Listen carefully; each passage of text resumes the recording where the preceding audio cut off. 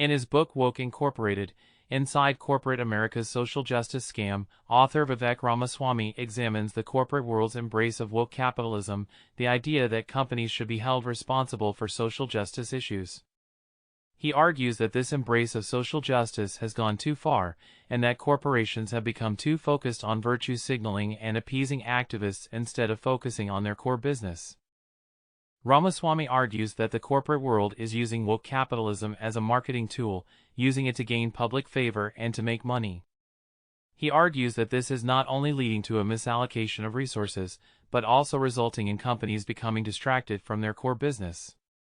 He points out that this misallocation of resources is leading to a lack of progress on the actual issues and that real progress is being stifled by corporate interests.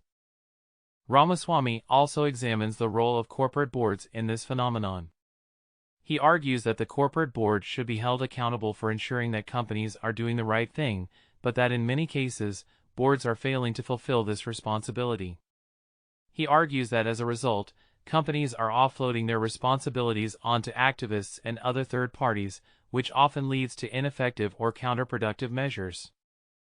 Ramaswamy also examines the role of employees in this phenomenon.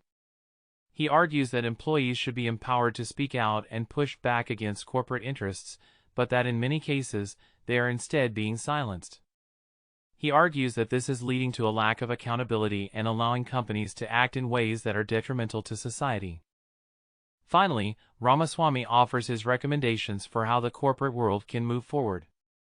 He argues that companies need to focus on their core business, prioritize progress on the issues, and ensure that their boards are held accountable for their actions. He also argues that employees should be empowered to push back against corporate interests, and that there should be stronger legal protections for whistleblowers. That's it. Thank you so much for tuning in.